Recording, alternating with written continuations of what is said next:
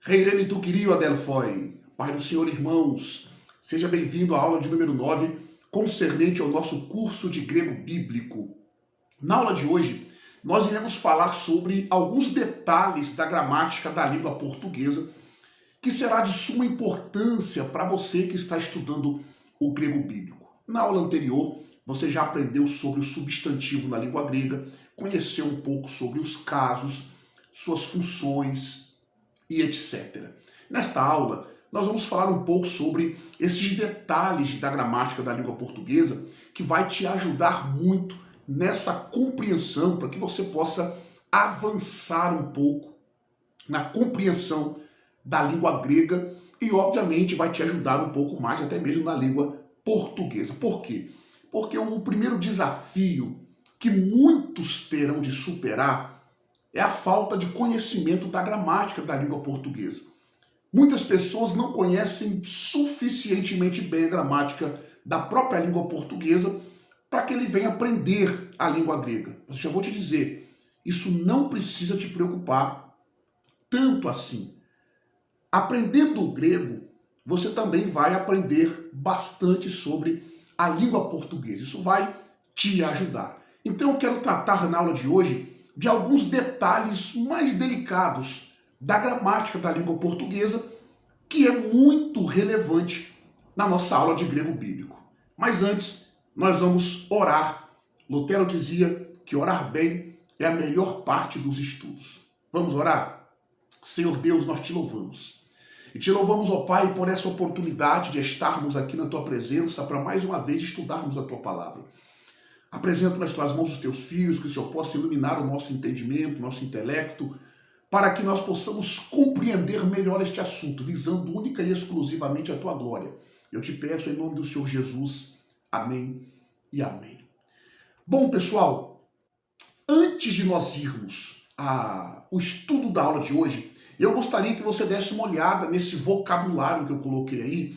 É sempre bom nós irmos decorando o máximo possível de palavras, porque vai nos ajudar na hora da leitura e também da tradução dos textos. Você já está com uma boa leitura, você já está conseguindo transliterar bem as palavras. Nas aulas anteriores, você foi aprendendo gradativamente até chegar nesse ponto. Então você pode começar aí a gravar o vocabulário, o máximo de palavras possíveis, para que você possa, quando for trabalhar com tradução, leitura, você conseguir gravar melhor. Observe aí essas palavras que eu coloquei nesse vocabulário. A primeira palavra aí é a palavra pistis, que significa fé. Tradução de pistis é fé. Outra palavra, probaton, que é ovelha. Outra palavra, proseuche, que é oração, prece. A palavra profetes, que é profeta. Protos, primeiro. Phile, que é tribo. Christos, que é ungido, de onde vem a palavra Cristo. A penúltima palavra é psique, que é alma ou vida. E a última palavra é a palavra ônoma, que é nome. Então dê uma olhadinha nesse vocabulário, que vai ser muito bom para você.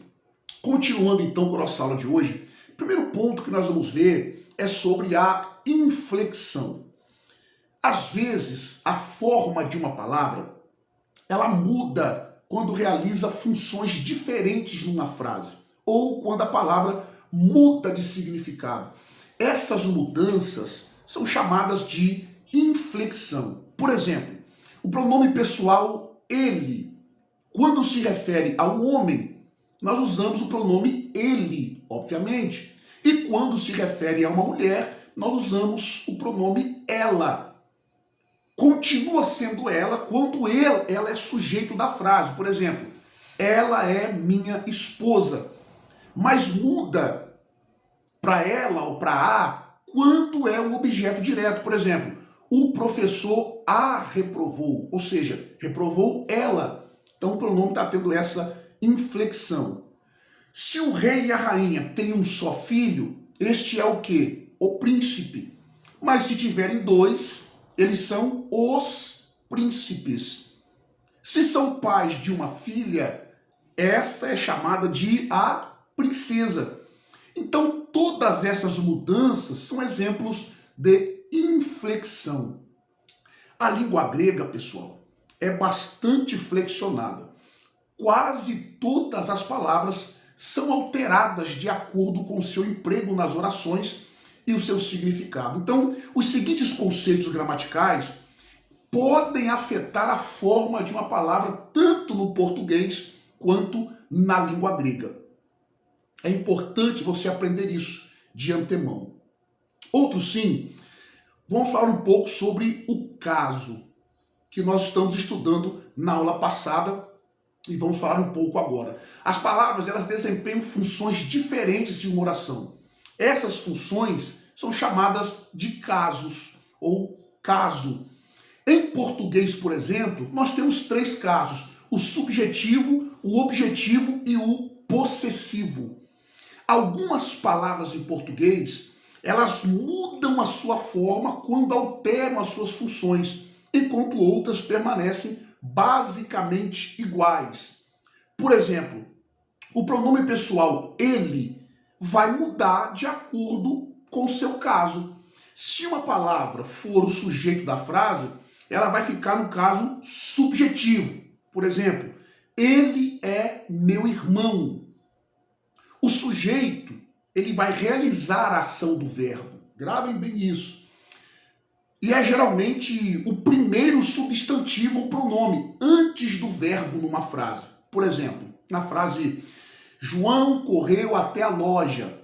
Uma outra frase, a bola quebrou a janela. A ordem das palavras vai mostrar que João e bola são sujeitos dos seus verbos. No entanto, às vezes é difícil determinar qual é o sujeito. Agora, há uma forma de você descobrir, bem simples, fazendo uma pergunta. Quem ou o que? Por exemplo, quem correu até a loja? João. O que quebrou a janela? A bola. Então, observe esses segredos para lhe ajudar. Se uma palavra indica o objeto direto, ela vai ficar no caso objetivo. O objeto direto é aquela pessoa ou aquela coisa que diretamente sofre a ação do verbo ou é afetada pela ação do verbo. Isso significa que tudo quanto o verbo faz, ele vai fazer ao objeto direto. Por exemplo, o professor o reprovará se ele não levar o grego a sério. Geralmente, segue o verbo quanto à ordem das palavras. Por exemplo, Rubi fez com sucesso a sua prova. O garçom ofendeu a Bruno. Prova e Bruno são os objetos diretos dessas frases que nós falamos. Você pode usar, usualmente determinar qual é o objeto direto por meio da pergunta. A que ou a quem? Rubi fez com sucesso o quê? Seu teste. O garçom ofendeu a quem? A Bruno. Então essas perguntas vai te ajudar. Então nós temos no português esses 3 casos: o subjetivo, possessivo e o objetivo. O subjetivo, ele é o sujeito da frase. Por exemplo, na frase ele pegou o meu carro, ele é o sujeito. Nessa mesma frase, pegou o meu carro, meu ali é o possessivo. E na mesma frase, carro é o objeto direto. Ele pegou meu carro. A expressão ele é o sujeito, meu é o possessivo e carro é o objeto direto. Vamos falar aqui, por exemplo, do pronome ele.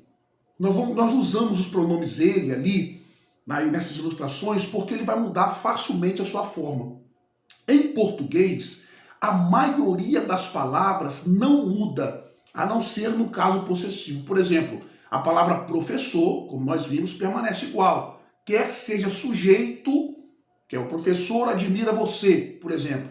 Quer seja objeto direto, você admira o professor. Para formar o possessivo, ele vai receber uma preposição.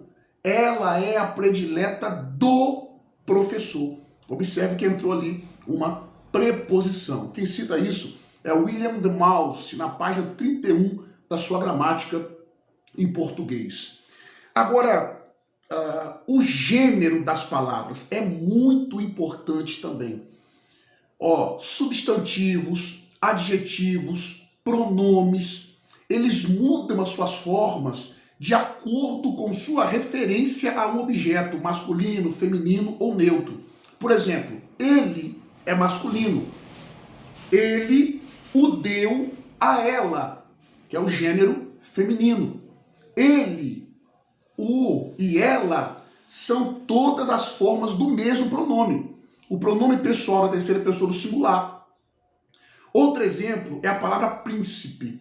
Se o herdeiro do trono for masculino, então seria príncipe. Mas se for do sexo feminino, seria princesa. Se uma palavra não se refere a uma coisa masculina ou feminina, ela é neutra em grego, com raras ocorrências em português. Então nós temos isso em grego: masculino, feminino e neutro. Esses três gêneros aí.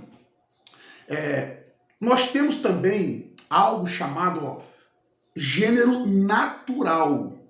O que é o gênero natural? Isso aí significa que uma palavra adota o gênero do objeto direto, do objeto que representa. Por exemplo, o homem é ele e a mulher é ela. Mas objetos inanimados são referidos como neutros em inglês e grego.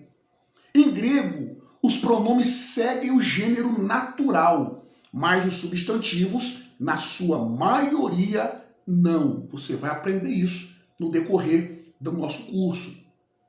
Por exemplo, hamartia é um substantivo feminino que significa pecado, embora pecado não seja um conceito feminino. Observe aqui também, hamartolos pode ser um substantivo masculino que significa pecador, embora pecador não seja um conceito masculino. Então o nome disso daí é o gênero natural, né? Nós temos essa expressão aí para que você entenda melhor. Outro ponto importante é a forma lexical. Apesar de a maioria das pessoas falam em dicionários, os estudiosos chamam eles de léxicos. A forma da palavra que se acha no léxico é chamada de forma lexical. As palavras que você aprende no vocabulário são apresentadas nas suas formas lexicais. Sempre quando você precisa explicar a forma de uma palavra grega flexionada, terá que indicar a sua forma lexical. De outro modo, você não conseguirá procurar uma palavra no léxico e descobrir o seu significado. Por exemplo, se você declinasse a forma flexionada lhe, teria de definir que provém de ele. As formas lexicais em português são dadas no singular subjetivo. E isso aí é muito importante para você também. Outro ponto importante na língua grega, e também para a gente aprender no português, é sobre o artigo definido. Em português, o artigo indefinido é uma palavra o artigo indefinido, aliás, é a palavra ou uma. Por exemplo, na frase, um bom aluno estuda todos os dias o seu grego. O artigo indefinido é usado ali, um bom aluno. Não está identificando quem é esse aluno. Agora, é indefinido no tocante à pessoa a respeito de quem fala. Agora, o grego, pessoal, não possui o artigo indefinido. Embora, em algumas circunstâncias, você vai poder acrescentar à sua tradução em português. Nós vamos ver esses assuntos aí nos capítulos seguintes. Em português, o artigo definido é a palavra o ou a. Por exemplo, na frase, o aluno será aprovado, o artigo definido vai identificar um aluno em especial, embora seja necessário conhecer o contexto para saber qual deles é esse aluno. A diferença entre o artigo definido e o indefinido é que o definido é específico, não é qualquer um dos alunos que vai ser aprovado. O aluno vai ser aprovado, está identificando. Então aprendam isso aí nessa aula. O grego, por exemplo, não possui artigo indefinido. embora vai ter algumas situações que você vai poder acrescentar o artigo. Outro ponto importante é o predicado do sujeito. Os verbos de ligação, eles dão origem a uma situação especial. Eles não servem para expressar uma ação. Por exemplo, se você disser assim, sou eu, o pronome eu não está sofrendo a atuação do verbo. Pelo contrário, está revelando a você algo a respeito do sujeito. Na terminologia gramatical, o pronome eu está predicando algo a respeito do sujeito, porque não está sofrendo a atuação do verbo. Então o pronome não pode ser um objeto direto. Pelo contrário, é chamado de predicativo do sujeito e é colocado no caso subjetivo. É incorreto dizer, por exemplo, em português, sou mim, porque mim é objetivo, ao passo que eu é objetivo. Então os verbos de ligação, eles são complementos, ou seja, complementados por um predicativo do sujeito, nunca por um objeto direto. Essas regrinhas são importantes vocês conhecerem. Outro ponto sensível também é a declinação. Em português, existem modos diferentes de formar o plural, por exemplo. Para formar o plural da maioria das palavras, você vai acrescentar um S. Por exemplo, livro é singular, livros, plural. Outras palavras, no entanto, elas alteram a palavra, formar um plural. Por exemplo, tonel, no plural vai ser tonéis. Embora essas duas palavras formam seus plurais de modo diferente, os dois plurais desempenham a mesma função, indica mais de um item. Note que, no que diz respeito ao significado, não importa de que maneira uma palavra forma seu plural. Açúcares ou açúcar, se essa forma existisse, né? Não existe, diga-se de passagem.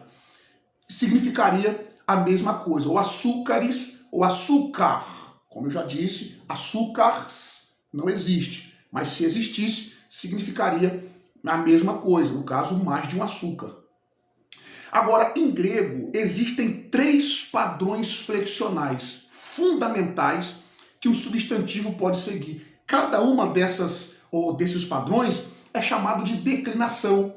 Assim como no exemplo anterior que nós vimos citado em português, o padrão seguido por determinada palavra não afeta o seu significado, somente a sua forma. Algumas palavras em grego são indeclináveis. Por exemplo, os nomes pessoais, as palavras tomadas por empréstimo de outro idioma. Sua forma, portanto, não muda, independente do seu significado ou função na frase. Então, observamos que no português e no grego, nós temos essas declinações. Você vai aprender isso no decorrer do curso. Agora, classes de palavras e suas funções sintáticas. Por exemplo, você já aprendeu o que é um substantivo na aula passada. É uma palavra que representa uma pessoa ou uma coisa. E nós temos também o adjetivo.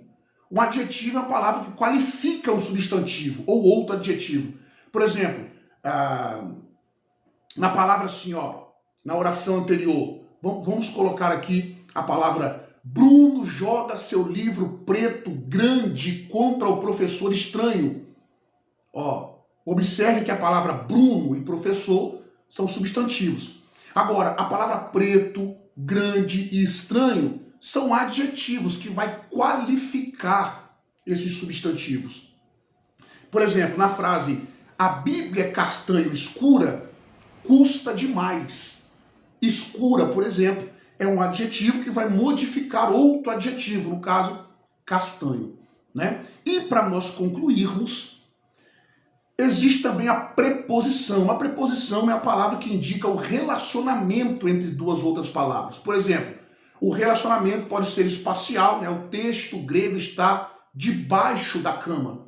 Ou temporal. O aluno sempre estuda depois do jogo de futebol.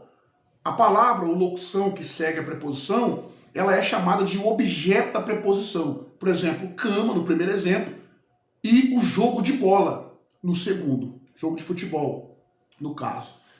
E também para concluirmos, sujeito e predicado. Toda oração ela pode ser dividida em duas partes. O termo sujeito descreve qual é o sujeito do verbo e o que modifica o verbo. Já o predicado vai descrever o restante da frase, inclusive o verbo, o sujeito e o objeto direto.